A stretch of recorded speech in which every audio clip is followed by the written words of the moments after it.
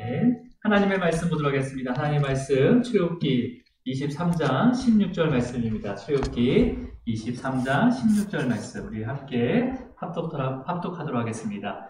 출애굽기 23장 16절 말씀 함께 있습니다. 시작. 맥추절을 지키라. 밭에 뿌린 곳에 거둠이니라. 수장절을 지키라. 이는 내가 수고하여 이룬 것을 연말에 밭에서부터 거두어 저장함이니라. 아멘. 기도하겠습니다. 주님 감사합니다. 2020년 52주간 또 주일 예배를 잘 드리게 하심을 감사합니다. 우리의 마음이 또 온전하게 또 주님 앞에 향하지 않은데도 불구하고 주님께서 그 작은 믿음, 그 섬김까지도 주님께서 기뻐 받으시고 오늘도 이 자리까지 인도해 주심을 감사합니다. 또 우리가 드려진 또 물질과 또 우리 시간과 재능 또 주님께서 또 받아주시고 또 그 물질이 쓰이는 곳마다 주님의 영광과 주님의 나라가 또 임하게 하여 주시옵소서. 오늘도 귀한 말씀을 들을 때 주님께서 그 말씀 위에 또 성령께서 역사하여 주셔서 그 말씀 하나하나에 들어있는 또 주님의 은혜와 사랑을 깨닫게 하여 주시고 또 우리가 그 말씀에 순종하며 또 걸어갈 수 있는 또 믿음 또한 허락하여 주시옵소서. 주님, 그 삼위 하나님의 또 구원의 모든 은혜를 또 받아 누리며 우리 이웃들에게 또 일가 친척들에게 또 믿음으로 전하는 귀한 성도들 되게 하여 주시옵소서. 예배 첫 시간이오니 또 이 예배의 순간순간 주님께서 함께하여 주시고 인도하여 주시옵소서. 감사하고 예수 그리스도 이름으로 기도드립니다. 아멘. 아멘. 우리 인사 나누도록 하겠습니다. 주님의 이름으로 사랑하고 축복합니다. 네, 주님의 이름으로 사랑하고 축복합니다. 네, 주님의 이름으로 사랑하고 축복합니다. 네. 2020년 엊그제 시작한 것 같은데 어느 순간 진짜 진짜 쏜 살같이 시간이 지나는 것 같아요. 또 1년 동안 또 주님의 은혜 가운데 또 잘 걸어오시게 하심을 감사하시기 바랍니다. 우리가 이제 이 1년을요, 이렇게 절기의 쭉 순서로 항상 이렇게 성경의 절기와 이렇게 맞물려 있습니다. 우리가 주일마다 이렇게 예배 드리는 그 주일에 예배 드리는 그런 절기가 있잖아요. 이 절기가 우리 인생의 그 여정하고 다 이렇게 매칭이 돼 있어요. 그래서 우리가 이제 지금 계속해서 절기를 공부하고 있는데 특히 이제 하나님께서는 이스라엘 백성들에게 세 가지 대표적인 절기를 주셨어요. 그래서 유월절과 그다음에 또 뭐죠? 네, 맥추절과 또 수장절, 다 아시는데 테스트하는 거죠, 저를요. 그래서 근데 이 세 가지 절기는 반드시 남자들이 예루살렘에 올라와서 지켜야 한다 했습니다. 그래서 요 세 가지 절기를 우리가 함께 살펴보고 있는데 오늘 본문은 맥추절과 수장절에 대해서 지키라고 말씀을 하고 있는데 오늘은 맥추절을 지키라라는 말씀으로 우리가 함께 묵상하도록 하겠습니다. 그래서 이 교회 지금 우리가 살아가고 있는 또 우리가 섬기고 있는 이 교회와 그다음에 성도들이 이 맥추절을 어떻게 받아들이고 또 우리의 삶에 어떻게 적용해야 하는지를 또 오늘 이 시간 묵상하도록 하겠습니다. 이제 맥추절의 구체적인 내용은요, 사실 레위기와 신명기에 또 이렇게 자세하게 기록이 되어 있어요. 그래서 오늘은 이 출애굽기 말씀 본문이지만은 레위기와 또 신명기를 통해서 이 맥추절을 어떻게 지키는지를 우리가 쭉 이렇게 살펴보도록 하겠습니다. 신명기 16장 9절을 한번 읽어볼게요. 16장 9절입니다. 시작. 7주를 셀지니 곡식의 낫을 대는 첫날부터 7주를 세어. 지금 맥추절을 지키기 위해서는요, 먼저 7주를 세라고 합니다. 근데 언제부터 세냐면 부터 7주를 세라고 합니다. 그죠? 네. 우리가 일반적으로 맥추절을 지키는 기준을요, 6월절 기준으로 많이 했거든요. 6월절 기준으로 7주가 지나고 지키기 때문에 칠칠절이라고 하고, 그 다음에 또 6월절부터 이 맥추절까지 시간이 5번 지낸다 해서 오순절이라고 부르기도 합니다. 근데 오늘 읽은 본문절에서는요, 맥추절을 지키기 위해서 그 계수하는 날의 시점을 곡식의 낫을 대는 첫날부터라고 기록을 하고 있어요. 자, 그러면 이 곡식의 낫을 대는 첫날이 그래서 레위기 23장 10절을 한번 보도록 하겠습니다. 레위기 23장 10절 시작. 이스라엘 자신에게 말하여 이르라 너희는 내가 너희에게 주는 땅에 들어가서 너희의 곡물을 거둘 때 너희의 곡물의 첫 이삭 한 달을 제사장에게로 가져가. 이삭을 곡식의 낫을 대는 첫날은 언제냐면 너희가 너희는 내가 너희에게 주는 땅에 들어가서라고 해요. 그죠? 주는 땅에 들어가서 곡식의 낫을 대서 그 곡식을 이삭 한 단을 제사장에게 가져가라 라고 이렇게 말씀을 하고 있어요. 이 레위기 23장 10절 지금 읽은 이 말씀 앞에는요 어떤 절기에 대해서 설명했냐면 6월절과 무교병의 절기에 대해서 설명을 하고 있어요. 그리고 나서 이 6월절과 무교절 다음에 지켜야 할 절기를 지금 이제 설명하면서 먼저 조건을 거는 게 뭐였습니까? 너희는 들어가서. 그러니까 어떤 의미냐면 6월절과 무교절은 그 땅에 들어가든 아니 광야에 남아있던 계속 지키는 거예요. 그죠? 6월절은. 그래서 6월절과 무교절은. 그래서 계속 지키는데 다음 6월절과 무교절 다음에 지키는 절기는 약속의 땅 가나안 땅에 하나님께서 이스라엘 백성들에게 주어서 들어가게 해서 지키는 절기라는 거죠. 그죠? 네. 그렇다면 여러분 이스라엘 백성들이 광야에서 6월절과 이제 무교병의 절기를 이제 지킬 거 아니에요. 해마다. 그죠? 그러면 지킬 때마다 그러면 다음 절기로 가야 되는데 그 다음 절기는 어디서 지켜야 되는 거예요? 가나안 땅에서 들어가서 지켜야 되는 거잖아요. 그러니까 이 율법을 지키면서 6월절과 무교병의 절기를 지키면서 광야에서 지키면서 어디를 바라봅니까? 다음 절기를 지키기 위해서는 어디로 들어가야 된다고 말씀하셨어요? 말씀에? 가나안 땅에 들어가야 된다고 말씀하셨잖아요. 그것도 가나안 땅을 하나님께서 들어가게 하신다는 거예요. 그죠? 그러니까 이스라엘 백성들은요 가나안 땅에 그러니까 6월절과 무교병의 절기를 지킬 때마다 그 다음 절기는 가나안 땅에 들어가서 지키는 거니까 어디를 바라보게 됩니까? 가나안 땅을 바라보게 되잖아요. 그죠? 하나님께서 들어가게 한다는 그 가나안 땅을 바라볼 거 아니에요. 이 6월절과 무교병의 절기를 지키려고 그 다음 절기는 반드시 가나안 땅에 들어가서 지키는 거니까. 그러니까 여러분 지금 하나님께서는요 이스라엘 백성들에게 율법을 통해서 소망을 갖게 하시는 거예요. 그죠? 맞습니까? 율법을 통해서 소망을 갖게 하시고 있어요. 자, 그리고 이제 그 가나안 땅에 들어가면요 이스라엘 백성들은 이제 곡식을 거두게 되는데 그 곡식의 첫 이삭의 한 단을 제사장에 드리라 라는 게 이제 레위기 말씀이잖아요. 자, 그러면서 이제 드리는 방법을 설명해 주는데 레위기 23장 11절 말씀을 한번 읽어볼게요. 시작. 제사장은 23장 11절 말씀 시작. 제사장은 너희를 위하여 그 단을 여호와 앞에 기쁘게 받으심이 되도록 흔들되 안식이 이튿날에 흔들 것이며 그 첫 이삭의 한 단을요 이제 그 단을 여호와 앞에 그 제단 앞으로 가져오는 거예요. 그래서 가져와서 어떻게 합니까? 기쁘게 받을 수 있도록 어떻게 한대요? 이렇게 이렇게 흔들었는지 그건 모르겠지만 이렇게 흔드는 거예요. 이게 흔드는 제사를 요제라고 합니다. 그러니까 제사의 방법에 따라서 네 가지 방법이 있는데 하나는 뭐냐면 화제, 불로 태운다는 거예요. 불로 태우는 제사 중에는 번제가 있잖아요. 그죠? 화제로 드리는 제사입니다. 자, 그 다음에 또 무슨 제사가 있습니까? 거제라는 제사 방법이 있어요. 이건 거제는 들어 올리다예요. 제사 앞에 들어 올리다. 그 다음에 전제라는 것은 이 기름이나 포도주로 부은 거예요. 그 물에, 그 제물에. 그 다음에 요제는 흔드는 거. 제사 방법에 따라 있는 거예요. 그래서 이 첫 이삭의 한 단을 안식 이튿날에 제사장이 제단 앞에 가서 흔들어서 요제로 드리라라고 합니다. 자, 그러면요, 여러분, 이 요제는 어떤 의미가 있는 거예요? 이 제사의 의미는 가나안 땅에 들어가서 첫 이삭, 그러니까 매추절을 지키기 전에 가나안 땅에서 거둔 첫 이삭을 하나님께 감사로 드리는 거죠. 그죠? 이 제사는 감사로 드리고 또 앞으로 이 첫 이삭, 첫 번째로 수확된 이후부터 계속 수확되는 모든 것은 하나님께서 주신 것이다 라는 것을 고백하는 제사가 되는 거예요. 이 제사는요. 그죠? 자, 근데 하나님께서 이스라엘 모든 백성에게 분명히 세 가지 절기만 지키라고 했어요. 그죠? 예루살렘 올라가서 세 가지 절기만 지키라고 했는데 지금 레위기에서는 6월절과 맥추절 사이에 지금 하나의 절기가 하나 더 포함된 것 같잖아요. 그죠?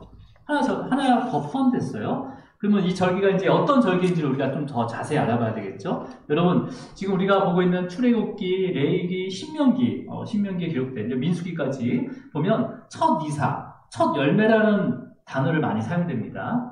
물론 예수님도 많이 사용하셨어요. 근데 이 첫 이삭, 첫 열매, 구약에서 사용되는 첫 이삭과 첫 열매는 대부분 뭘 가리키냐면 6월절이 있는 날이 바로 4월달 초예요. 4월달 초. 그걸 이제 바벨론식으로는 니산월, 이렇게 뭐 여러 가지 니산월이라고도 하는데, 그게 되면 첫 이삭을 어디서 거둘 수가 있냐면 이스라엘 모든 지역에서 거둘 수 있는 게 아니에요. 이스라엘 중에서도 북쪽으로 올라가면 갈릴리 호수가 있습니다. 그 갈릴리 호수의 11시 방향으로요, 게네산의 평야가 있어요. 게네산의 평야. 되게 반경이 한 6km, 2km가 된다는데, 너비와 길이가 2km, 6km가 된다는데, 되게 넓은 평야가 있습니다. 근데 거기서 그 해의 첫 번째 보리단을 거둘 수가 있어요. 거기서만. 왜냐하면 이 게네사렛 평야는요, 그 갈릴리 지역, 그 지역의 화산 폭발로 인해서 생긴 평야예요. 그래서 그 짙은 현무암이 있어서 검은색 흙으로 이렇게 이루어져 있다고 합니다. 제가 직접 가서 봐야 되는데 제가 사진으로만 봤어요. 그래서 그 검은색 흙으로 된 평야예요. 그래서 그 갈릴리지, 그 그러니까 게네사렛 그 평야는요, 납달리 지파가 분배받은 땅이거든요. 자, 근데 그 검은 흙으로 되어 있기 때문에 약한 태양빛이라도 충분히 땅이 따뜻해지잖아요. 그죠? 그러니까 다른 지역보다 빨리 수확을 거둘 수 있는 거예요. 그래서 첫 보리뿐만 아니라 무화과, 포도, 여러 가지 석류, 그것도 항상 거기서 먼저 수확을 거둘 수가 있다고 합니다. 자, 그러니까 여러분, 그래서 지금 게네사렛 평야에서 첫 보리단을 거둔 때부터 시작해서 순차적으로 그 가나안 땅 전 지역의 첫 보리의 수확이 점점 더 이루어지는 거죠. 전국적으로 이렇게 퍼져나가는 거죠. 그게 언제까지 이루어지냐면 7주가 지난 맥추절까지 첫 수확을 계속 이루어지는 거예요. 그 보리의 첫 수확이 이스라엘 전 지역에 다 수확이 되는 거죠. 그러니까 이 개념이 어떤 개념이냐면, 우리가 단풍이 들잖아요. 그러면 어디서부터 듭니까, 단풍이? 한꺼번에 우리나라에 단풍이 쫙 드는 게 아니잖아요. 어디서부터 단풍이 들기 시작합니까? 여러분, 단풍을 한 번도 안 보셨나 봐요, 그죠? 주로 강원도에서부터 단풍이 들기 시작해서 내장산으로 해가지고 저 밑에까지 퍼지잖아요. 그런 것처럼 지금 이 맥추절이라는 개념은 지금 그 첫 수확, 첫 이삭을 바치는 때부터 이 7주간 계속 전 지역에 그 보리를 수확하는 그 날. 그러니까, 단풍이 전체적으로 퍼졌을 때 단풍의 절정인 날을 얘기하는 거예요. 그 의미와 똑같은 거예요. 그러니까 맥추절을 첫 보리를 거두는 절기라고 해도 문제가 돼야 안 돼요? 문제가 안 되는 거예요. 그죠? 근데 요즘, 근데요, 지금 이, 본문에서, 이 구절, 레위기에서는요, 6월절이 지나고 안식 이튿날에 첫 이삭을 드리라고 했잖아요. 그리고 왜냐면, 6월절 즈음에 첫 보리를 거두려고 하면, 6월절 다음날은 안식일이에요. 그래서 일을 할 수가 없어요. 그래서 안식일 이튿날에 첫 이삭을 거두어서 바로 어디에 드리는 거예요? 제단에 드리게 되는 거죠. 제단에. 그래서 제사장에게 드리게 되는 거예요. 그래서 이날을 초실절이라고 합니다. 초실절 들어보셨어요? 그래서 어떤 사람은 초실절을 맥추절로 이렇게 혼동할 때가 있는데, 6월절과 무교절 그 사이, 그러니까 6월절을 지내고 안식이고 그 다음날 이 초실절로 드려지는 거예요. 첫 이삭을 드려지는 거죠. 그래서 이 초실절을 기준으로 해가지고 어떻게 되는 거예요? 개수를 해가지고 맥추절을 지키게 되는 거죠. 자, 그러니까 이제 이 초실절은 광야에서 지켰던 절기입니까? 아니면 가나안 땅에 들어가서 지켰던 절기예요? 가나안 땅에서. 그러니까 광야에서는 6월절만 지켜졌어요.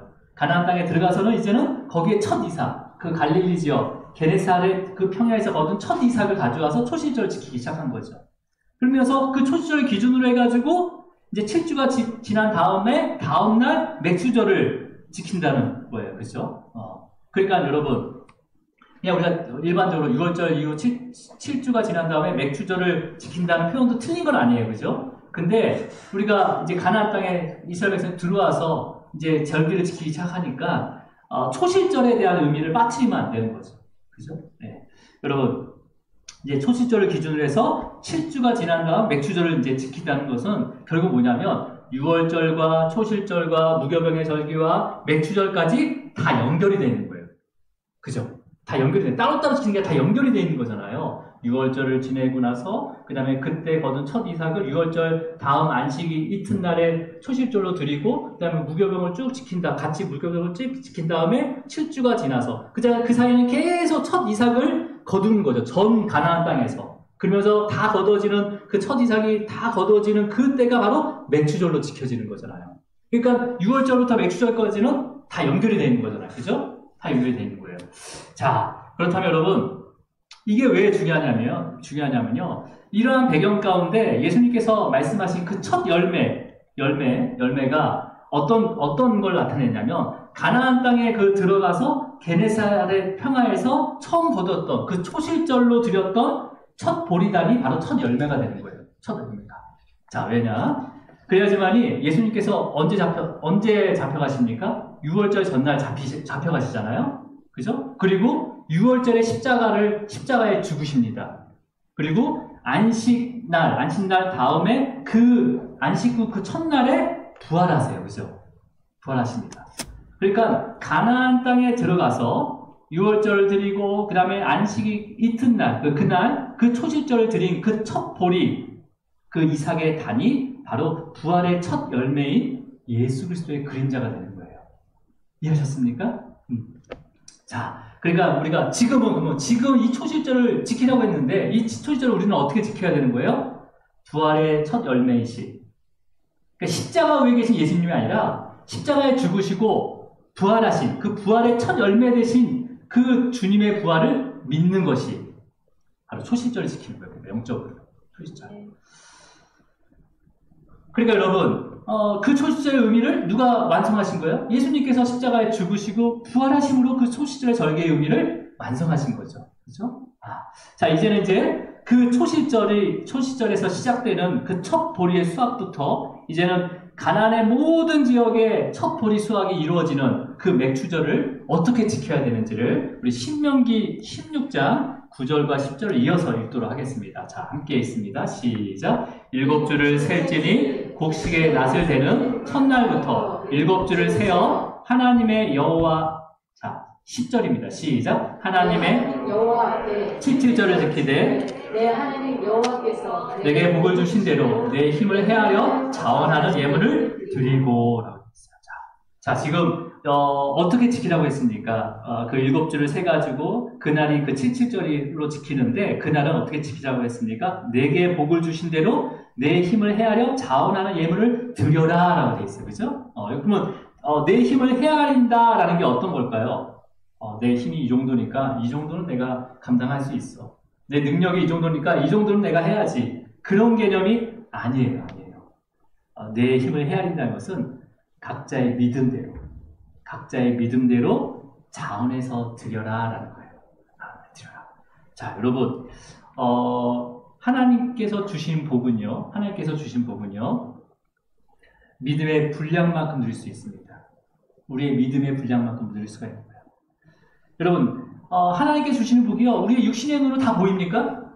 다 안 보여요. 물론 그 육신의 그런 어떤 부요함을 통해서 보여주시기도 하지만 다 보이지 않아요. 여러분, 하나님께서 주시는 복은요. 우리의 그냥 지식과 그 어떤 육안으로 헤아릴 수도 없고 측량할 수도 없습니다. 하나님께서 우리에게 허락하신 복은요. 여러분, 우리가 지금도 그렇게 하는지 모르겠지만 아이들이 초등학교 때 개미를 키우라고 한 적이 있었습니다. 제가 초등학교 갈 때는 과학 시간에 개미를 한번 잡아가지고 키워봐라 해가지고 뭐 유리 같은데 해가지고 이렇게 개미 흙 놓고 개미 모래 놓고 해가지고 개미가 막 땅 파는 거 관찰해서 관찰일기 쓰고 그런 거 했는데 여러분 해보셨습니까? 네, 그런 걸 막 했단 말이에요. 근데 이제 개미를 그렇게 가다 놓으면 먹이를 줘야 되잖아요. 그럼 먹이를 줄 때 우리가 어떻게 줍니까? 보통 이제 이렇게 뭐 엄지손가락이나 뭐 손톱만큼 띄어가지고 줄 거 아니에요. 개미가 뭐 몇백 마리 있는 게 아니니까. 근데 그 손톱 작게 주지만 우리 입장에서는 되게 작은 양이지만 키움을 당하는 개미 입장에서는 굉장한 양이잖아요. 그게. 그죠? 그러니까 그 키우고 있는 개미뿐만 아니라 태어나는 그 개미까지도 먹을 수 있는 양이란 말이에요. 그 양은. 가둬진 거기에 주는 그 빵 조각은요. 그렇다면 여러분, 하나님께서 이 모든 인류가 넉넉히 누릴 수 있을 만큼 복을 주실 수 있다는 거예요. 우리의 자녀들뿐만 아니라 그 자녀의 자녀까지도 누릴 수 있는 복을요, 우리에게 넘치도록 공급할 수 있는 무한한 능력을 주님께서 갖고 계십니다. 그렇다면 여러분, 이 복을 어떻게 누리는 거예요? 믿음으로 누리는 거예요. 여러분, 여러분의 삶에서요, 이런 하나님의 그 헤아릴 수 없는, 측량할 수 없는 복을요, 다 누리기까지 믿음이 자라기를 축복합니다. 예. 그러면서 믿음으로 자원하는 드리는 그 구체적인 방법을요, 다시 레위기에서 말씀을 하고 계세요. 우리 레위기 23장 17절 말씀을 읽어보도록 하겠습니다. 시작. 너희 소수에서 10분의 2 에바로 만든 떡 2개를 가져다가 흔들지니 이는 고운 가루에 누룩을 넣어서 두은 것이요. 이는 첫 요제로 여호와께 드리는 것이며. 이제 자원해서 드리는데 어떻게 드려야 되냐 하면서 세부적으로 알려주고 있죠. 여러분, 이스라엘 12지파가요, 가나안 땅을 지파별로 분배를 받았어요. 그죠? 또 늦게 분배받은 지파들도 있습니다. 그러면 그 지파별로 땅을 분배받았으면 첫 보리 이삭을 거두는 그 시기가 다 같을까요? 다를까요? 지파별로. 아니면 개인별로. 다 다를 거예요. 그죠? 어떤 사람은 햇빛이 잘 드는 데 있으면 빨리 뵐 수가 있는 거. 어떤 사람은 좀 우울한 곳에 있으면 잘 안 거둘 수가 없고. 그 다음에 어떤 사람은 또 이제, 큰 땅을 분배할 수 있고, 어떤 사람은 작은 땅을 분배할 수 있단 말이에요. 다 틀리는 거죠. 근데, 실주가, 그 첫 이삭, 게네사렛 평야에서 첫 보리를 수확하기 시작함으로부터 7주가 지난 후, 그날은 모든 지파, 모든 이스라엘 백성들이 다 첫 이삭을 거둘 수 있는 거예요. 그러면 그 다음날 다 함께, 이스라엘 백성들이 다 함께 맥추절을 지킬 수가 있는 거죠. 그죠? 이스라엘 백성들에게 맥추절을 지켜라 라고 했으면 몇 명 빼고 다 지켜도 다 지킨 게 지킨 거예요? 아니에요. 한 명도 빼임없이 다 지켜야 되는 거예요. 그러면 첫 이삭을 드리고 나서 맥추절을 그냥 아무 때나 드리는 게 아니라 정말 그 7주의 시간이 필요한 거죠. 그러면서 함께 맥추절을 다 지키게 됩니다. 그런데요, 이 맥추절에는요, 또 특별한 날이 포함이 되어 있습니다. 이 맥추절을 어디서 지키는 거죠? 가나안 땅 안에서 들어가서 지켜요. 근데 가나안 땅에서 지키는데 이 맥추절 날이 되잖아요. 그 시기가 어떤 시기냐면 이스라엘 백성들이 가나안 땅에서 주식으로 사용하는 게 밀이에요, 밀. 이 밀을 수확해서 그 수확이 완료되는 시점이 바로 이 맥추절이에요. 맥추절. 하나님께서 그렇게 그 절기를 딱 만들어 놓으신 거죠. 그러면서 어떻게 됩니까? 그렇다면 그렇게 수확이 끝나는 날, 그 밀의 수확이 다 끝나는 날이니까 맥추절이요. 그러면 각 집마다, 각 가정마다, 그 초소마다 집안에 거두어들인 곡식은 뭐가 제일 많겠습니까? 밀이 많겠죠. 밀이 많겠죠. 미가 주식이었으니까 밀이 많겠죠. 그죠? 자, 그러니까 여러분, 이 처소별로 거둔 곡식이 있다는 것은 처소별로 어떤 곡식이냐면 밀이 있다는 거예요. 그러니까 지금 이 본문에서 23장 17절에서 너희의 처소에서 10분의 2 에바라고 하면 어떤 보리예요? 밀이에요? 그러면 밀인 거죠. 밀의 10분의 2 에바를 가져가는 거예요. 그래서 떡 2개를 만들라는 거죠. 여러분, 이제 왜 보리가 아닌 밀로 만드는지는 내가 뒤에서 다시 한번 좀 더 설명을 드리겠습니다. 자, 근데 지금 에바라고 했습니다. 이 에바라는 것은 부피를 나타내는 단위예요, 단위. 한 그릇, 두 그릇 이렇게 하는 것처럼. 그릇이 큰 게 있고 작은 거 있잖아요. 그러니까 그냥 그릇이라는 단어랑 똑같은 거예요. 그러니까 이 에바라는 것은 실제로 이제 1에바는 22리터예요. 정량은요. 근데 이제 각각의 초소에 있는 10분의 2 에바라고 했기 때문에 이 에바는 이런 정량을 나타내는 게 아니라 그냥 부피를, 양을 나타내는 그냥 단위로만 사용한 거예요, 지금요. 여기서는요. 자, 그러면 여러분, 맥추절에 각 집마다 수확한 밀의 10분의 2의 양으로 2개의 떡을 만들어달라고 했어요. 그죠? 그러면 이 2개의 떡은요, 각각의 집마다 각각의 집마다 가지고 있는 그 밀의 10분의 2 에바로 만든 2개의 떡은요, 다 같을까요? 크기가 다 같을까요? 다를까요? 다 다르죠. 그죠? 왜냐하면, 분배받은 땅의 상태나 아니면 가족의 노동력이, 인원들이 많으면 더 많이 거둘 거 아니에요. 그러니까 그 가족의 노동력이나 땅의 상태에 따라서 수확한 밀의 양이 각 가정마다 틀리단 말이에요. 근데 그 가정마다 뭐야? 10분의 2 에바를 가져와서 떡 2덩어리를 만들어서 제사장에게 드려라 라고 했으니까 이 집안에서 떡 2덩어리 만들어 와요. 이 집안에서 떡 2덩어리 만들어 와요. 그러면 똑같지 않다는 거죠. 이 집안은 좀 이렇게 그 땅이 안 좋아서 떡 2덩어리가 좀 요만할 수 있어요. 근데 이 집안은 인원도 많고 일할 수 있는 사람도 많고 또 땅도 좋은 땅을 얻었어요. 그러면 떡 2덩어리 어떻게 돼요? 굉장히 큰 게 2분의 오겠죠.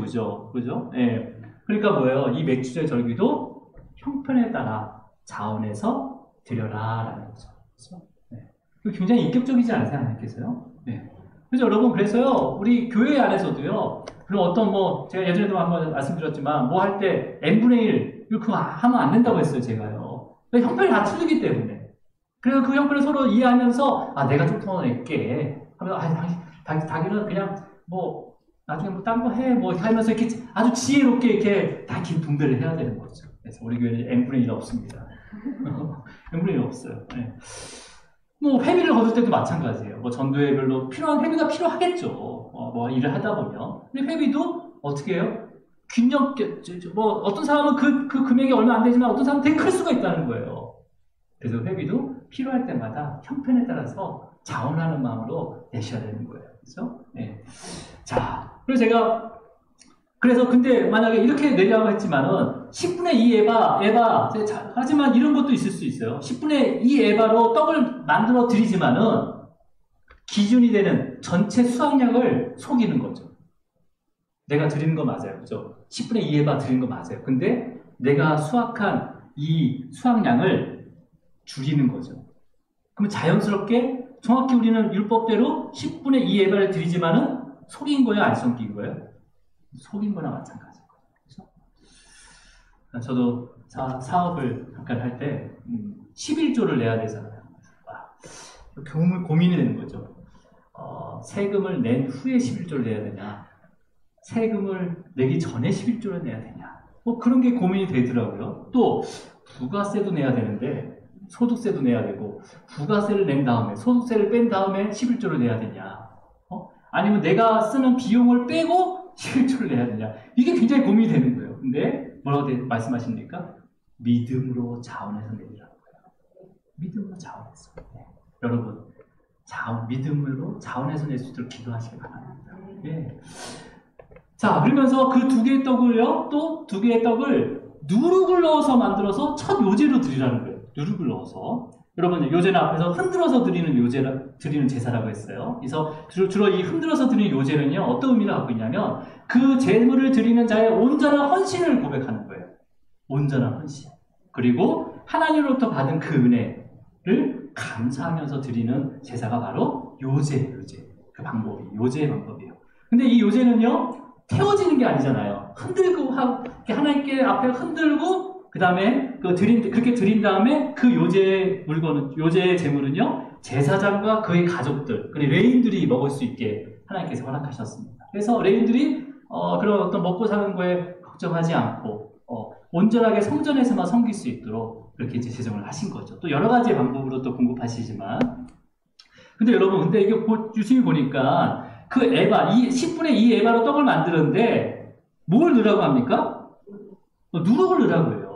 이 맥주절을 지킬 때는 이 떡을 만들 때 누룩을 넣어야 된다는 거예요. 수확한 곡식가루에 누룩을 넣어서라고 돼 있어요. 그죠? 네. 여러분, 이제까지 우리가 6월절 무교병의 절기를 지킬 때는 어땠습니까? 이 누룩은 뭐예요? 부정적인 의미였잖아요. 애국을 상징하고 죄의 성향을 상징했단 말이에요. 그래서 절대로 완전히 제거하라고 했단 말이에요. 누룩을 제거하라라고 했단 말이에요. 근데 지금 가나안 땅에 들어와서 맥주절을 지키는데 2개의 떡을 만드는데 그 떡에 누룩을 넣어야 되는 거예요. 몰라요. 자, 그러면 여러분, 이 누룩은 뭘 나타내는 거예요? 네. 여러분, 이스라엘 백성들이요, 광야에서 보는 가나안 땅은 어떤 땅일까요? 예, 여러분이 광야에 나와서 오는데 광야는 아주 황량해요. 그죠? 아무것도 없어요. 근데 가나안 땅은 이미 문명이 돼 있어요. 거기 집이 돌이나 흙으로 나무로 다 돼 있어요. 거주할 수 있는 곳이라는 거죠. 그러면 그 상대적으로 어떤 땅이에요, 거기는? 축복의 땅이 될 수 있는 거죠. 하나님께서 주신 땅이니까 하나님의 땅이에요. 그러니까 하나님의 땅은 어떤 땅이에요? 하나님의 나라예요. 바로 천국을 의미하죠. 천국을. 자, 그렇다면 여러분, 예수님께서요, 이 제자들에게 누룩에 대한 비유를 많이 하셨어요. 그래서 바리새인들에게 이 누룩 같은 놈들아 이렇게라고 얘기를 했지만 또 긍정적인 의미로 얘기할 때가 한 번 있었습니다. 언제냐면 천국을 비유할 때 누룩을 비유하셔요. 그 말씀이 마태복음 13장 33절 말씀입니다. 한번 읽어볼게요. 마태복음 13장 33절 말씀 함께 있습니다. 우리 잠깐 뒤에 분이 출타하셔서 네. 마태복음 13장 33절 제가 읽어드릴게요. 또 비유로 말씀하시되 천국은 마치 여자가 가루 서말 속에 갖다 넣어 전부 부풀게 한 누룩과 같으니라. 그러니까 지금 천국을 뭐와 같다고 말씀하세요? 예수님이 누룩과 같다고 얘기하는 거죠. 이 누룩은 어떤 특징이 있냐면 그 누룩은요 그 대상자를 부풀게 하는 특징이 있어요. 그죠? 뭐 효소라고도 하고 부풀게 하는 특징이 있습니다. 그러니까 예수님은 이 천국과 누룩을 이렇게 같이 매칭을 시키면서 이렇게 말씀하시는 거죠. 천국에 대한 소망은요, 소망이 많은 사람들을 변화시킬 것이다. 이 천국의 소망이 처음에 작지만은 이게 퍼지면 퍼질수록 많은 사람들을 변화시킬 것이다 라고 하면서 누룩을 통해서 천국을 비유를 합니다. 자, 근데 이 가루서말은요, 한 27kg의 양이에요. 27kg 양인데, 이게 누룩이 들어가서 부풀게 되면, 굉장한 양이 됩니다. 그래서 이걸로 뭐 빵을 만들면 웬만한 작은 마을을 다 먹을 수 있는 그렇게 되는 거예요. 그러니까 이 반죽을 변화시키는 거잖아요. 부풀어서 완전히 형태를 변화시키는 거잖아요. 그죠? 그래서 여기에서 쓰인 가루가 바로 밀가루를 얘기하는 거예요. 밀가루. 자, 여러분, 우리가 앞에서 한번 언급했지만, 이스라엘 백성들이 가나안 땅에 들어가서 모든 지역에서 첫 보리 수확이 이루어지는 그 매추절에 가나안 사람들의 그 주식인 밀 수확이 끝나는 날이라고 했어요. 그죠? 그 매추절이. 그러면 이스라엘 백성들도 밀 수확을 했을 거 아니에요. 그죠? 그 가나안 땅의 주요 농작물이 밀이기 때문에 이스라엘 백성도 분명히 밀을 재배했을 거예요. 그래서 매추절에 다 밀을 수확을 했어요. 그러면 매추절에 드리는 그 곡식은요, 보리가 아닌 당연히 가나안의 주식이었던 밀이 될 수밖에 없는 거죠. 그죠? 내가 쓰는 것을 주님께 드리는 거잖아요. 그죠? 밀이 될 수밖에 없는 거예요. 그러면서 이제 밀 수확이 끝나는 그 매추절에 각 가정에 쌓여져 있는 그 수확한 밀의 10분의 2 에바를 누룩을 넣어서 떡을 만들어서 하나님께 드리게 되는 거죠. 그러니까 매추절이라고 해서 보리가루를 드리는 게 아니에요, 여러분. 이건 아셔야 되는 겁니다. 그죠? 네. 그러니까 매추절은 절기의 의미예요, 절기의 의미. 지금. 그러니까 이게 이제 어떤 의미냐면, 제가 이제 이걸 묵상하다가, 이거 어떻게 하면 이게 설명해 줄까? 지금 이러한 들어가 있는 의미를 어떻게 설명할 수 있을까 하다가, 제가 올해 어떤 분이 오미자 열매를 선물했어요. 그냥 통째로. 그러니까 그냥 먹으면 안 되는 거죠, 오미자 열매는요. 그래서 제 사모님이랑 인터넷을 막 봐가지고 오미자를 담그는 방법을 딱 이렇게 찾았어요. 그래서 오미자를 딱 담궜단 말이에요. 근데 담그면 그 다음날 먹는 줄 알았어요, 저는요. 그 다음날 먹는 줄 알았더니 아니라 100일이 걸린대요. 맞습니까? 한 100일이 걸린대요. 그래서 계산을 해보니까 성탄절이 딱 100일 되는 즈음인 거예요. 그래서 지금 그러면 어떻게 그때부터 성탄절 기다리게 되는 거죠, 저는요. 왜 기다리는 거예요? 예수님이 태어나셔서 성탄절 예배를 드리기 위한 기다림도 있지만 그 내면에는 뭐가 있는 거예요? 그 오미자가 그때 먹을 수 있는 날이잖아요. 그러니까 맥추절이라는 것은요, 추수가 마친 날이다. 그러니까 밀의 수확이 마친 날이라는 의미를 갖고 있어요. 이해하셨습니까? 네. 그러니까 보리가루는 실제로 누룩을 넣어도 전혀 부풀지 않는다고 전문가가 말씀하시더라고요. 그래서 누룩을 넣어도 의미가 없어요. 네. 그 특별한 성분이 있는데 글루텐 성분이 없기 때문에 그렇대요. 근데 그게 뭔지는 모르겠지만 그게 없기 때문에 부풀지가 않는다는 거예요. 근데 밀가루는 그 성분이 있기 때문에 누룩을 넣어서 만든다 그러면 이 떡이 더 부풀어지고 맛있어지는 거죠. 그래서 이 맥추절에 드린 이 누룩을 넣는 그 가루는 바로 밀가루가 되게 됩니다. 네. 보상이 거짓말 하는 거 아니에요? 막 그렇게 했는데 제가 다 찾아서 그걸 확인했습니다. 자, 그렇다면 여러분, 그렇다면 이 율법을 광야에서 들었잖아요. 그죠? 맥추절의 절기의 율법을, 예기법을 광야에서 들었어요. 그러면 이스라엘 사람들의 광야의 모습은 어떤 모습이에요? 만나만 먹고 있잖아요. 그죠? 만나만, 광야에서 그냥 천막 같은 곳에서 그냥 매일매일 공부해 주시는 만나만 먹고 있었어요. 그죠? 여러분이라면 가나안 땅에 가서 내가 열심히 수고하고 거두어서 밀빵을 먹고 싶습니까? 아니면 그냥 매일매일 은혜 가운데 만나만 먹고 싶어요? 주시는 만나만 먹고 싶어요? 밀빵 먹고 싶지 않아요? 여러분, 그러니까 여러분, 지금 이 법규를 들었을 때, 맥추절에 지키는, 그러니까 거기서 밀을 거둔 거에 다 바치는 게 아니라, 10분의 2, 10분의 8은 니네가 가지고 있고, 10분의 2는 니네가 바치는데, 그것을 떡을 만들어라. 누룩을 넣을 수 있는 것은 밀가루란 말이에요. 그러니까 가나안 땅에서 이것을 들은 자들은 그 땅을 바라보게 되는 거죠. 야, 그 땅에 가면 우리의 삶이 새로워지는 거야. 광야 삶이 아니라 그때는 야, 내가 언제든지 그것을 먹을 수 있도록 내가 소유할 수도 있고, 그 다음에 풍성하고 부유한 삶에 대한 것을 바라보게 되는 거죠. 뭘 통해서? 율법을 통해서. 자, 오늘 본문절을 읽어볼게요. 자, 시작. 출애굽기 23장 16절입니다. 시작. 맥추절을 지키라. 이는 내가 수고하여 밭에 뿌린 것의 첫 열매를 거두니라. 수장절을 지키라. 이는 내가 수고하여 이른 것을 연말에 밭에서부터 거두어 저장합니다. 여기 지금 시내산 앞에서 모세에게 주시는 그 맥추절의 법규는요, 단순해요. 그냥 내가 수고하여 밭에 뿌린 것의 첫 열매를 거두라 라고 말씀하고 있지만, 레위기와 우리가 앞에서 우리가 쭉 살펴본 레위기와 신명기를 종합해서 보면 이스라엘 백성들이 이 3대 절기인 중에 하나인 맥추절을 지키기 위해서는요, 먼저 어떻게 되는 거죠? 처음에 가나안 땅에 들어가야 되잖아요. 근데 그 가나안 땅 하나님께서 들어가게 하시는 거잖아요. 그죠? 가나안 땅에 들어가야 돼요. 그리고 물론 모든 작물을, 곡식들을 하나님께서 늦은 비와 이른 비로 자라게 하시고 열매를 맺게 하시지만 맥추절의 그 시작, 초시절을 지키기 위해서는, 율법대로 초시절을 지키기 위해서는 가나안 땅에 들어가자마자 가장 빨리 거둘 수 있는 보리. 우리나라도 보리가 제일 많이 먼저 수확할 수 있잖아요. 우리나라에서도요. 가장 빨리 수확할 수 있는 보리를 심는 거예요. 심는 거. 그러니까 전 이스라엘 백성들이 각 땅의 지파에 퍼질 때 바로 심었겠죠. 그죠? 그리고 밀도 아마 거기가 주식이니까 밀도 같이 심었을 거예요. 그래서 가꾸어야 하는 수고가 필요하다는 거예요.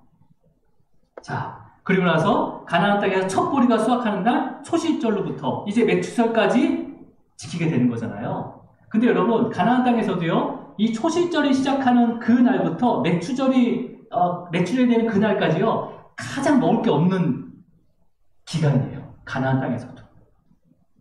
그러니까 이스라엘 백성들이요, 그걸 몰랐어요. 근데 하나님께서 그 절기를 통해서 그걸 메꾸신 거죠. 여러분, 그러니까 뭐예요? 그 초실절부터 맥추절까지 가장 가나안 땅에서 기근이 심하고 먹을 게 없는 날이란 말이에요. 근데 그것을 초실절을 지키기 위해서 보리를 심게 된단 말이에요. 그러면 보리를 심게 되면 그 조금씩 수확되는 그걸로 해서 맥추절까지 기다릴 수 있도록 공급해 주시는 거죠. 보리는. 이해하셨어요? 그 초실절. 그래서 맥추절까지 기다릴 수 있도록 그 보리가를 먹을 수 있게 만드신 거예요. 이 절기를 통해서. 그리고 이제 밀수확이 끝나는 맥추절이 딱 되잖아요. 그러면 그 집안에 뭐가 채워지는 거예요? 밀가루가 굉장히 많이 채워지는 거잖아요. 그때는 10분의 2, 거둔 거에 10분의 2 에바만 누룩을 넣어가지고 떡을 2개 만들어서 하나님께 드리고, 나머지는 이스라엘 백성들이 발효시켜서 먹으면 되는 거예요. 그러면서 이제 이 맥추절 이후에가 어떤 게 있냐면, 이제부터 맥추절 이후부터 첫 무화과가 열리게 됩니다. 그리고 석류와 그 다음에 야자수와 그 다음에 또 올리브와 포도가 열리게 돼요. 그래서 이제 수장절을 준비하게 되는 거죠. 초막절을. 자, 보세요. 그럼 여러분 이스라엘 백성들이 광야에서 40년 동안 산단 말이에요. 그러면 특별히 거기서 재취업, 알선 해가지고 뭐 특별히 농사 기술을 배워주는 건 아니잖아요. 가나안 땅에 들어가서 우리가 뭐 귀농하기 위해서는 뭐 귀농 적용할 수 있는 학원 다니는 것처럼 이스라엘 백성들이 그렇게 한 게 아니잖아요. 그죠?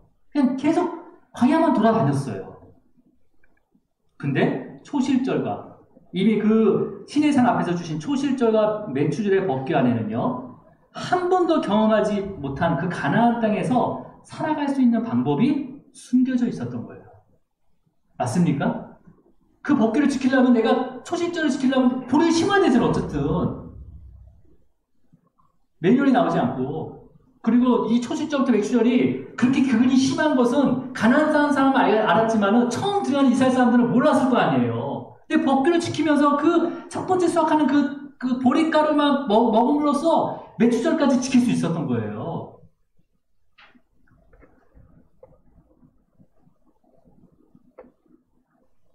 그러니까 뭐예요? 지금 이스라엘 백성들은 율법대로, 이 법규대로 순종하면서 가나안 땅에 들어가자마자 절기를 지키기 전에 뭘 심었던 거예요? 먼저 보리를 심었던 거잖아요. 그죠? 밀도 심고 보리를 심었잖아요. 그리고 이 첫 보리를 수확함으로 인해서 가나안 땅에서 가장 어려운 시기를 견디게 하신 거죠. 그래서 그때부터 7주 동안 계속 첫 보리가 계속 수확이 될 거 아니에요. 그럼 그것을 계속 나눠 먹거나 아니면 계속 그 가루를 가지고 뭘 만들어서 먹었을 거 아니에요. 근데 매출이 딱 되니까 밀수확이 딱 된 거예요. 완전히. 그러니까 모든 빈곤에서 해결된 거죠. 그죠? 모든 빈곤이. 그죠? 이것뿐만 아니에요. 우리 신명기 16장 11절 읽도록 하겠습니다. 신명기 16장 11절 시작. 너와 내 자녀와 노비와 내 성집에 있는 레위인과 및 너희 집에 있는 객과 고아와 과부가 함께 내 하나님 여호와께서 자기 이름을 두시려고 택하신 곳에서 내 하나님 여호와 앞에서 즐거워할지니라. 자 보세요. 내 하나님께서 자기 이름을 두시려고 택하신 곳은 어디입니까? 성막이에요. 성막. 그죠? 하나님께서 임재하시는 곳 성막. 그러니까 이 성막이 광야에 있는 게 그대로 가나안 땅에 들어갔잖아요. 그죠? 그 성막 안에 어떤 일이 일어나고 있어요? 그 맥추절에 뭐예요? 가족뿐만 아니라 자녀뿐만 아니라 노비와 레위인과 나그네와 고아와 과부까지 함께 음식을 나누고 있는 거예요. 그죠? 어떻게 이게 가능해요?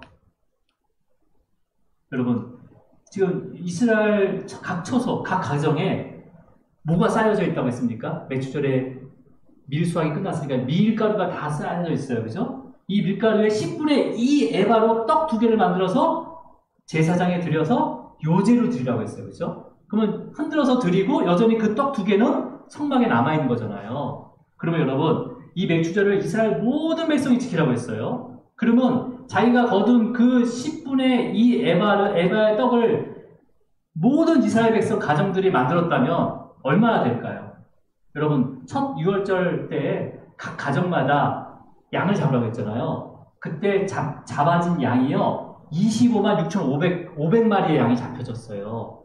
그러면 10분의 2 에바라는 양은 각 가정마다 수확한 밀의 양이 그냥 대충 1에바를 22리터로 했을 때 10분의 2, 20%는 한 4.4리터 정도 되는 거예요. 그냥 그걸로 계산해서 25만 개 곱하기를 하면 그 양이 얼마나 되는지 아세요? 1,100톤이 됩니다. 밀가루 양이. 걷다가 누룩을 넣어요. 그럼 어떻게 되죠? 1,100톤이 최소한 2,200톤이 되는 거 아니에요? 보통 2배로 불잖아요. 그죠? 누룩을 넣으면. 그러니까 이 어마어마한 양을 제사장과 레위 사람만 다 먹었겠어요? 홀랑? 필요한 만큼만 취하고 나머지는 과부와 나그네와 가난한 자들에게 나눠줬다는 거죠. 그렇다면 여러분 그 가나안 땅에 들어가서 여전히 그 가나안 땅은 그 거주민들이 있었어요. 내쫓지 못한 거주민들이 있었어요. 그리고 주변에 가까이 이방인도 이 모습을 봤을 거 아니에요. 그죠? 어떤 생각을 했을까요? 아니 이스라엘 사람들은 그 40년 동안 광야에서 농사를 한 번도 경험하지 못한 건데, 그리고 우리가 생각하는 그 극심한 기근 그 사이, 보릿고개죠. 그게 바로 우리나라는요. 그거를 어떻게 알고 그런 첫 보리를 심어가지고 그 첫 수확을 가지고 어떻게 견디면서 매추절까지 밀수확하는 데까지 견뎠지? 나는 궁금증이 있겠어요? 없겠어요? 있을 거 아니에요. 도대체 뭐가 있다, 얘네들한테는. 뭔가, 신령한 게 있나 보다. 그렇게 생각할 수가 아니에요. 응? 그리고 어떻게 보리를 수확하고, 어떻게 밀을 수확할 수 있냐. 응? 그리고 자신이 애써 수고한 그 수확물을 어떻게, 또 가난한 자들, 그 다음에 또 소외된 자들, 나그네된 자들, 과부들까지도 어떻게 나눠서 이렇게 막, 그런 손막 조그만 데서 이렇게 난리가 났지? 그럴 거 아니에요. 그 비밀이 어디 있었어요? 하나님께 주신 율법에 있었던 거예요. 말씀에 있었던 거예요. 그래서 말씀이 우리의 생명이 되는 거죠. 그죠? 네. 그 율법을 지키기 위해서 가나안 땅에서 살아갈 수 있는 은혜를 받은 거잖아요. 그것도 자신 것을 다 준 것도 아니에요. 단지 내 거 중에 10분의 2 에바만 하나님께 드렸단 말이에요. 믿음으로 자원하면서 드렸단 말이에요. 근데 그것을 가지고 그렇게 가나안 땅의 모든 그런 것들이 바뀌게 되는 거죠. 여러분, 이 맥추절의 의미는 뭐가 되는 겁니까? 광야의 삶에서 그 약속의 땅, 그 가나안 땅에 들어와서 새로운 삶을 선포하는 날이 바로 맥추절이 되는 거예요. 이스라엘 백성들에게 먼저 맥추절이 되는 거죠. 자, 이제 말씀을 정리하겠는데요. 이스라엘 백성들이 진짜 가나안 땅에 들어가서 어떻게 이 맥추절을 자세히 지켰는지 이 기록이 안 나와 있어요. 내용이 안 나와 있어요. 단순히 여호수아가 길갈에 들어가서 그때 만나가 그쳤다라고 그 땅의 소산물을 거두었다라고만 기록이 되어 있습니다. 여호수아 5장에. 근데 지금 예수님이 오시기까지 이 맥추절을요, 그냥 한 해 동안 한 해의 그 첫 추수한 곡식을 바치고 감사하는 그런 명절로만 지켜졌단 말이에요. 이런 의미가 있었는데, 그렇다면 우리는 지금 이 맥추절을 어떻게 지켜야 됩니까? 맥추절, 우리에게는 지금. 이스라엘 백성들 생각하지 말고 우리는 어떻게 지켜야 되는 거예요? 네, 여러분. 예수님께서 6월절에 돌아가셨어요. 그죠? 이 절기가 다 연결됐다고 했죠. 6월절, 초실절, 무교병의 절기, 그 다음에 맥추절까지 다 하나로 연결됐다고 했어요. 그럼 예수님이 6월절에 죽으셨어요. 그리고 안식일 그 이튿날, 그 첫날에 부활하셨어요. 그죠? 그럼 여기까지는 바로 초실절까지의 모습이잖아요. 그죠? 그러면 우리가 초실절을 지키는 건 어떤 거라고 했습니까? 부활한 예수님. 나의 죄로 인해서 죽으시고 부활한 그 예수님을 믿는 게 바로 이 초실절을 영적으로 지키는 거예요. 그죠? 자, 그리고 난 다음에 주님께서 40일 동안 제자랑 함께 있었습니다. 그리고 함께 있고 또 말씀을 가르친 다음에 승천하시면서 몇 날이 못 되는 그 말이요. 10일이요. 몇 날이 못 되는 그 10일 후에 그 약속하신 성령님을 보내주셨어요. 그날이 바로 맥추절이었어요. 성령님이 오신 날. 맥추절, 오순절, 칠칠절. 그 오순절의 다락방에 그 성령의 임재가 바로 그날인 거잖아요. 그죠? 이날에 어떤 일이 일어나면, 물론, 먼저 어떻게 준비했냐면, 먼저 제자들이 다 함께 모였잖아요. 그죠? 그래서 이 맥추절은요, 교회의 생일이 됩니다. 교회의 생일이 돼요. 제자들이 다 모여서 함께 모였기 때문에. 그러면서 그 교회, 그 제자들 위에 뭐가 임하게 됩니까? 호련히 하늘에서 급하고 강한 바람 같은 소리가 들려요. 그 다음에 불의 혀처럼 갈라지는 것들이 보이고요. 그 각 사람 위에, 그 제자 위에 한 사람씩 임하게 되는데, 뭐가 임했냐면 그 임함을 통해서 성령 충만함을 받게 됩니다. 그리고 그 성령이 말하는 대로 각각 다른 언어로 예언하기 시작해요. 자, 여러분, 이게 어떤 의미냐면 성전의 시대가 완전히 끝나게 되는 거예요. 성전의 시대가. 그리고 이제는 교회의 시대가 새롭게 시작되는 거예요. 성전, 하나님은 어디만 임재했다고 했습니까? 성막 안에 성전에서만 임재했어요. 근데 이제는 그 모임 가운데 임하게 되는 거죠. 교회의 시작이 되는 거예요. 교회 시대의 시작이 되는 거죠. 자, 근데 예수님께서 이미 이것을 예언하셨어요. 예수님께서 사마리아 여인을 만났어요. 만나서 이야기합니다. 사마리아 여인. 예수님, 어떤 사람은 그리심 살이라고, 어떤 데는 사람은 예루살렘 성전인데 뭐 어디서 예배를 드려야 됩니까? 예수님 뭐라고 합니까? 그리심산도 아니고 예루살렘 성전도 아니고 아버지께 참되게 예배하는 자들이 영과 진리로 예배할 때가 온다라고 말씀하십니다. 그리고 하나님께서 그 영과 진리로 예배하는 자를 또 찾으신다라고 말씀하세요. 사마리아 여인에게. 그다음 여러분, 근데 그 맥추절, 그 찾으시는 그날이 언제였습니까? 맥추절날, 오순절날, 칠칠절날 영과 진리로 예배하는 자, 예배하는 자, 그 머리 위에 하나님의 영이신 성령님이 찾아오신 날이 바로 맥주절, 오순절인 거예요. 그렇죠? 자, 그렇다면 여러분, 우리는 이 맥주절을 어떻게 지켜야 되는 거예요? 가나안 땅에서 초실절과 맥주절을 지키기 위해서 먼저 뭘 했습니까? 첫 보리를 심었어요. 그렇잖아요. 첫 보리. 이 지키기 위해서는요, 뭐가 있어야 돼요? 첫 이상이 있어야 되는데 그 이상을 어떻게 그냥 나와요? 그냥 심어야 되는 거예요. 심어야 돼요.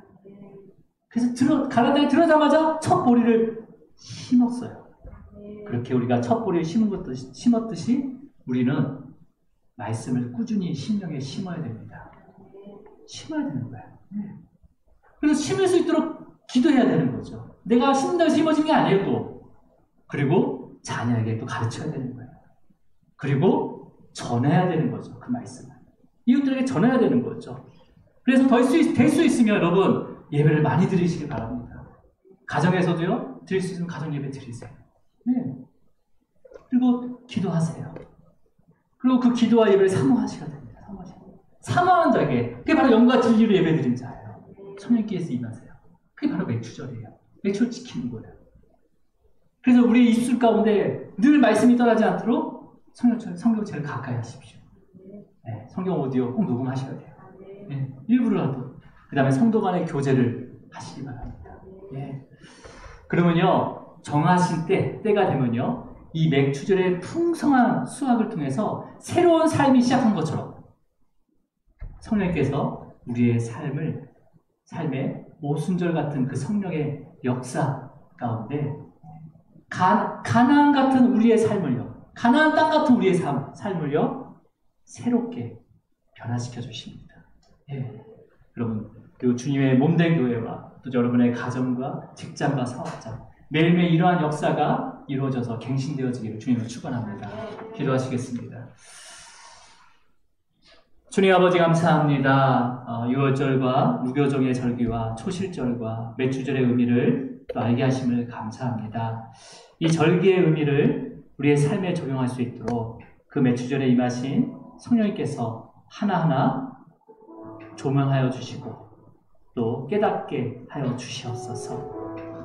이스라엘 백성들이 맥주절을 바라보면서 먼저 초실절을 지킬 수 있도록 첫 보리를 가나안 땅에 들어가자마자 첫 보리를 심은 그 마음으로 그 주님의 말씀을 우리가 매일매일 우리의 심령 가운데 계속 심을 수 있도록 그 말씀을 더 사모하게 하게 하시고 또 예배와 기도와 영적인 교제의 시간들을 더 많이 가질 수 있도록 마음을 결단케 하시고 또 그 환경을 열어 주시옵소서.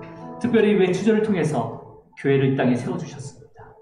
주님, 이 주님의 몸된 교회에서 우리가 함께 영과 진리로 예배드리길 간절히 소망합니다. 그럴 때마다 그 성령님께서, 하나님의 영이신 그 성령님께서 우리를 찾아와 주셔서 위로하시고 회복하여 주시옵소서. 우리를 찾아와 주신 예수 그리스도의 이름으로 기도드립니다. 아멘. 우리 다 함께 일어나셔서 찬양하도록 하겠습니다.